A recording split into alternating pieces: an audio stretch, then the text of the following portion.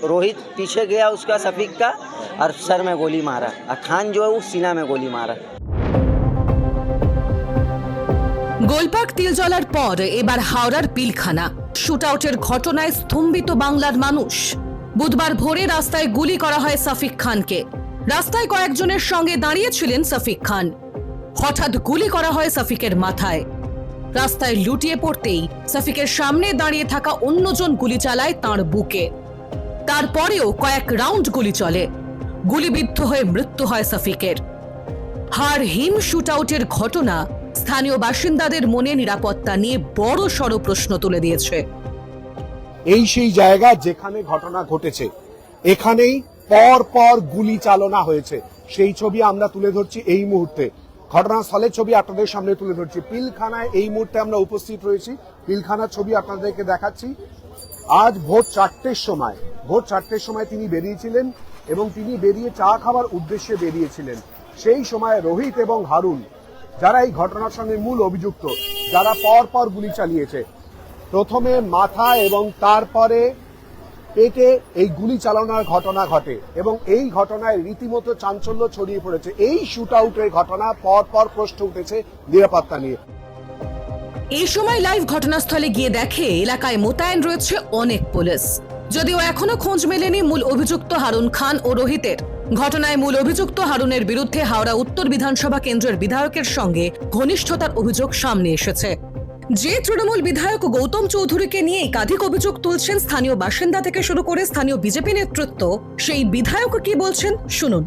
আমরা জনপ্রতিনিধি, আমি সবাই জানি যে আমি সকাল থেকে রাত পর্যন্ত সবার মোটর বাইকে করে ঘুরে বেড়াই। এবার অনুবীক্ষণ যন্ত্র দিয়ে বা আতস কাজ দিয়ে তো সেটা মাপা যায় না যে কার মোটর বাইকে চললাম না চললাম। আমরা জনপ্রতিনিধি, আমরা মানুষের সাথে আরো গভীরভাবে মিশতে চাওয়ার চেষ্টা করি। যদি ফটো দিয়েই এটাকে বিচার করা যায় তাহলে এই হারুন খান যেই ছেলেটি এই ঘটনাটা ঘটিয়েছে, তিনি অর্জুন সিং এর সাথে বিজেপি নেতার সাথে ঘুরে বেড়াচ্ছেন। জানা যাচ্ছে সাফিকের সঙ্গে হারুনের পুরনো কোনো শত্রুতা ছিল, তবে তা নাকি মিটেও গিয়েছিল। মৃত সাফিক প্রমোটারি করতেন। হারুন এলাকায় সমাজ বিরোধী বলে স্থানীয় বাসিন্দাদের অভিযোগ।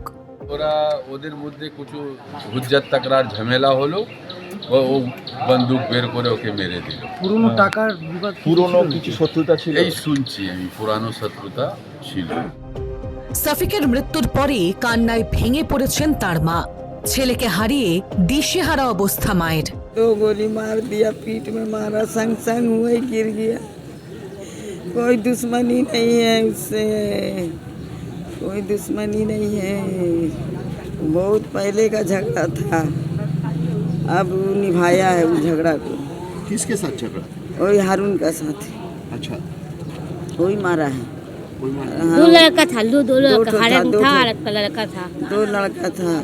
आया डायरेक्ट, कुछ बात ही नहीं, खाली बोला थे हमको खोज रहा है बस। उसका एक रोहित पीछे गया उसका सफीक का और सर में गोली मारा और खान जो है वो सीना में गोली मारा। एकदम सामने से 2 राउंड सर में मारा, 1-2 राउंड सीना में मारा। 2-4 लड़का मोहल्ला में जो था उधर का मारे भगदड़ ले लिया। कितना बजे हुआ ये घटना? 4:10 में।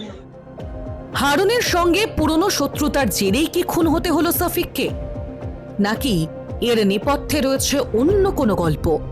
ভোরের আলো ফোটার আগেই পয়েন্ট ব্ল্যাঙ্ক রেঞ্জ থেকে গুলি করে খুনের ঘটনায় রীতিমতো স্তম্ভিত সকলেই। সমাজবিরোধী হারুন ও তার সঙ্গে থাকা অন্য অভিযুক্ত রোহিত কোথায় গেল?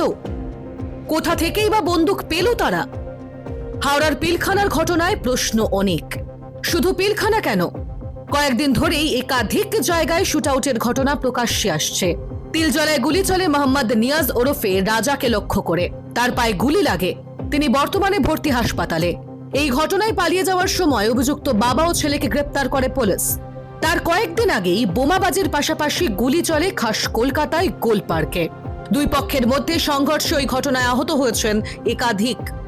এর মাস কয়েক আগেই হাওড়ার বালির সাঁপুইপাড়ায় তৃণমূল পঞ্চায়েত প্রধানকে লক্ষ্য করে গুলির ঘটনা নিয়ে শোরগোল এখনো মানুষের স্মৃতিতে তরতাজা। বুধবার ভোরে সফিককে খুনের পাশাপাশি 3 জার ভর্তি বোমা উদ্ধার হয়েছে মালদায়। প্রত্যেক ঘটনায় রীতিমতো আতঙ্কিত, ক্ষুব্ধ, বিরক্ত সাধারণ মানুষ। নির্বাচন আসতেই কেন বাড়ছে গোলাগুলি বোমাবাজি? নিরাপত্তার প্রশ্নে আজ তাই সরব জনতা। কোথা থেকে আসছে বোমা? কোথা থেকে মিলছে বন্দুক? রয়েছে কোনো প্রভাবশালী তত্ত্ব?